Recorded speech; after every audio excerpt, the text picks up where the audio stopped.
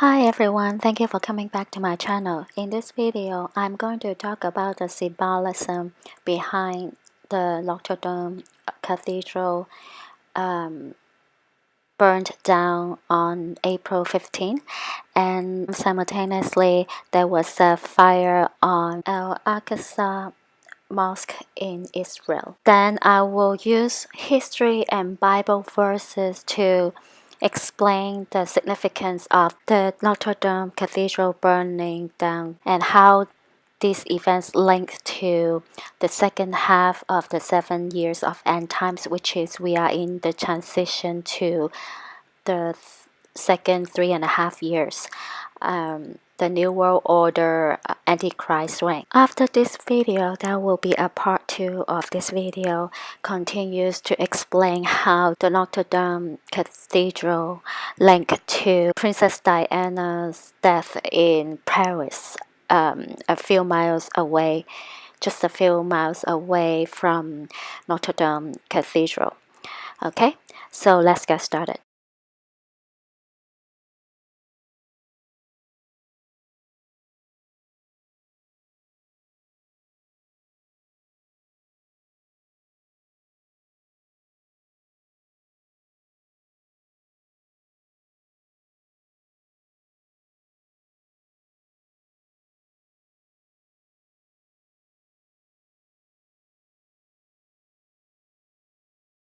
Okay, so this is the news from scrollin.com, and Jerusalem fire breaks out at Al-Aqsa Mosque around the same time as Notre Dame Cathedral breaks. The mosque is considered the third holiest site in Islam. The French city of Troyes, where the Templars were officially formed, was named by the Cambrian Franks after their former home. During this time period, Paris was confined to an island in the River Seine, which is now known as the Île City or Isle of the City. The Notre Dame Cathedral, built by the Templars on a site of former Diana worship, stands on the Île City today, and this is where the Templar Grand Master Jacques de Molay was burned to. Diana represented the female energy known as Britannia, Isis, etc. She also represented the Anu, the goddess Anu, or even the entity Nukhazak. Diana was a moon goddess. She was worshipped by the Cambrian Franks, who can be traced from Troy through Asia Minor, now Turkey, the Caucasus Mountains, and into Europe. The city of Paris was established by the Cambrian Franks in the 6th century after they became known as the Merovingians. It was named after Prince Paris, the son of King Priam of Troy. Another name for the goddess Diana, Hecate, and one of these ancient triads is Diana Earth, Luna Heaven, and Hecate Hell. The Greek island of Delos in the southwest Aegean Sea, the legendary birthplace of Diana and Apollo, and the considered domain of Hecate, the goddess of the infernal arts. Hecate is also portrayed as a virgin and a wall. So Apollo is Apollyon, which is Satan. This is a crossroads, and they are symbolic of the vortex points created where ley lines cross. The lithium. The term Merovingian is said to derive from Merovii, who was king of the Franks from 447 to 458 AD. According to the legend, as explained in Bloodline and the Holy Grail, Merovii had two fathers, King Clodion and a strange beast of the sea. The Cambrian Franks, from whose female line the Merovingians emerged, were associated with Christian Arcadia before migrating to the Rhineland.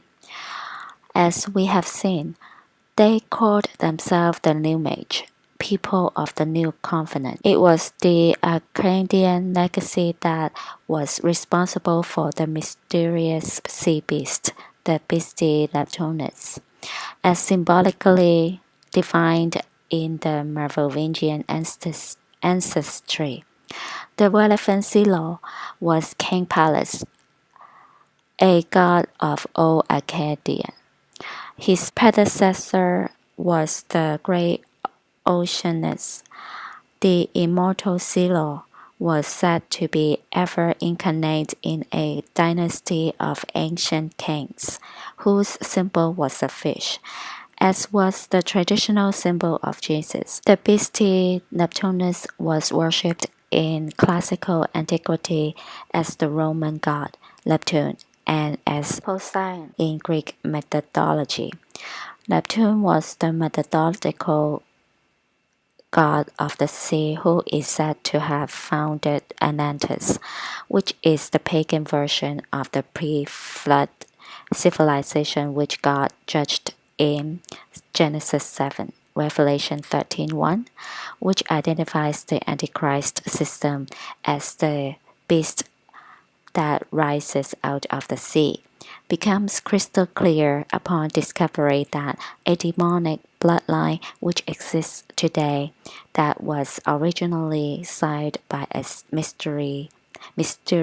mysterious sea beast, the beastie Neptunus. The demonic origins of history of Merovingian dynasty, also known as the Dragon Dynasty in honor the great red dragon of Revelation 12 and 13.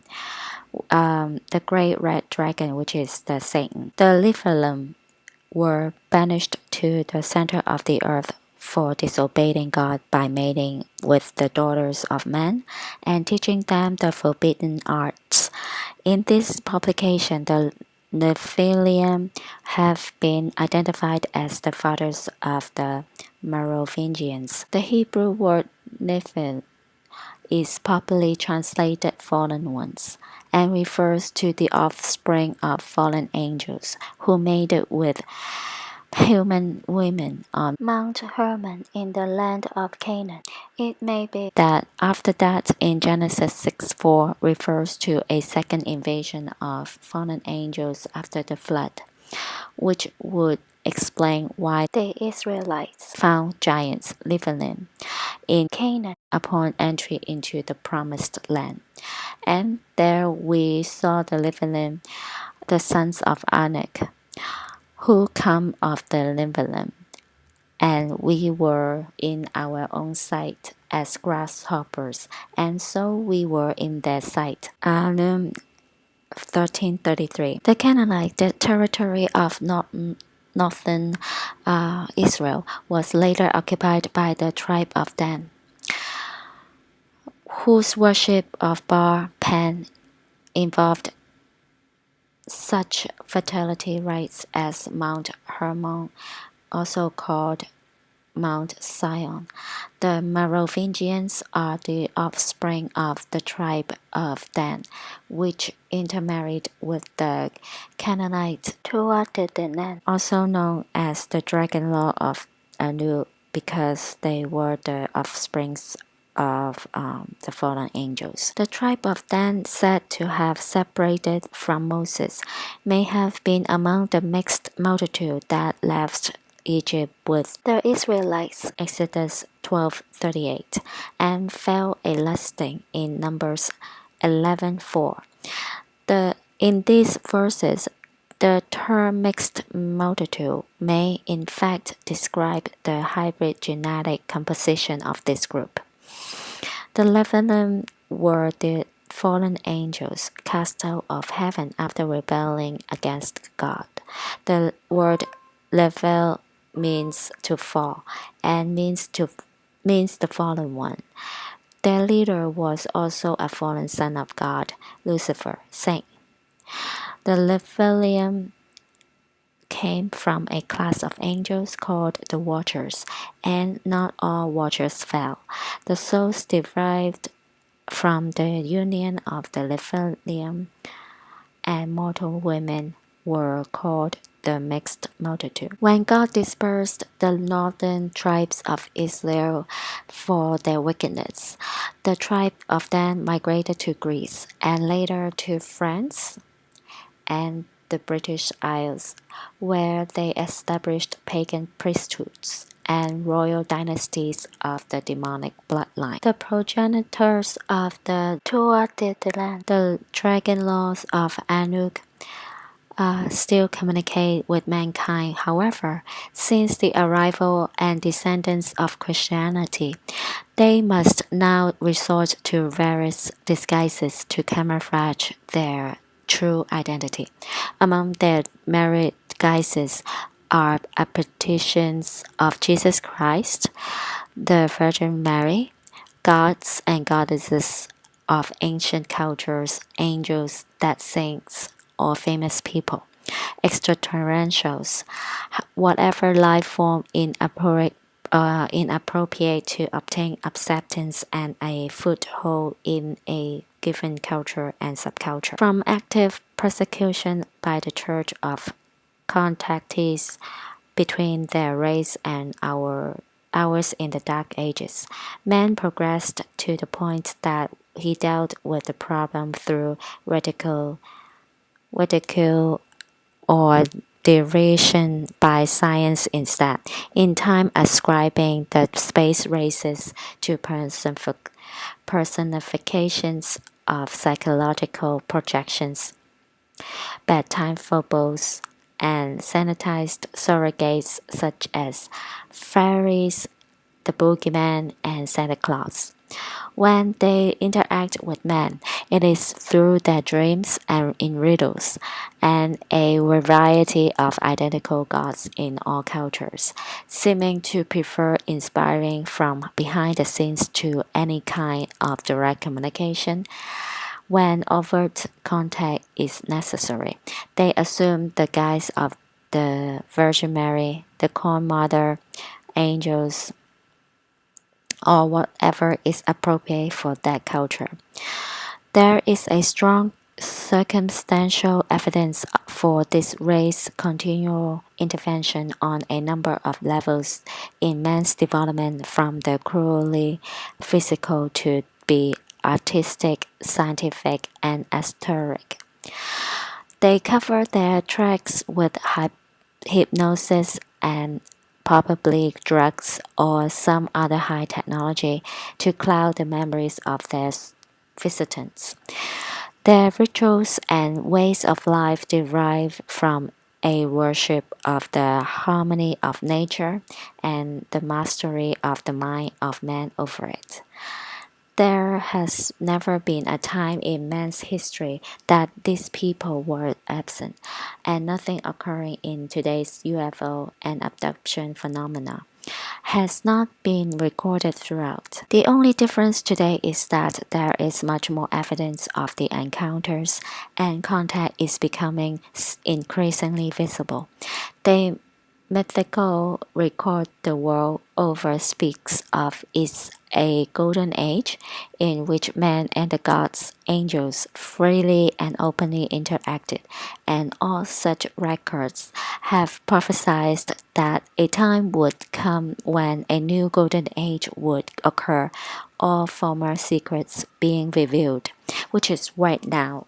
We are entering into the Antichrist reign. They claim it as new golden age. Okay, so this is the part one of the symbolism of Notre Dame Cathedral burning down on April 15. On the surface is a Catholic church, which is a Christianity religion, and they burn it down because we are only 1 month to the end of 70th year of Israel became a nation, and 71st year is only 1 month in 1 month. So I think they burn it down because they want to declare that the church age is over. So clearly you can see the cross is break down by the spire, but inside the church the cross still stands. If you watch the news or online, the pictures online. And 4 days before the church burned down, they already removed all the saint statues away and all the important paintings. They removed them to a safe location before they had this false flag event. However, it signifies they declare war to Jesus Christ, the God.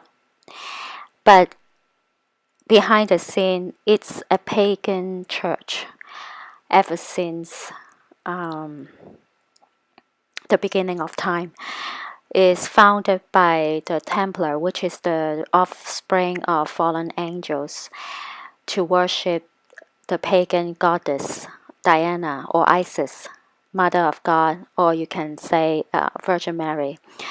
Anyway, so on the surface, it's a sad story, it's a sad news, but behind the scene, actually, I think it's God's willing, it's God's wrath to break this church, because this is one of the most powerful pagan church in the world, besides Vatican.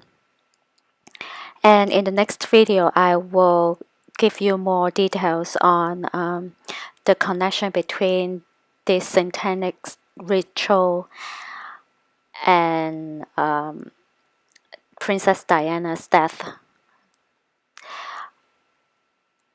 Also, how it linked back to the Bible, the end times, Revelation chapter 17, and other scriptures in the Bible. Okay, so I'll see you in the next video. Bye.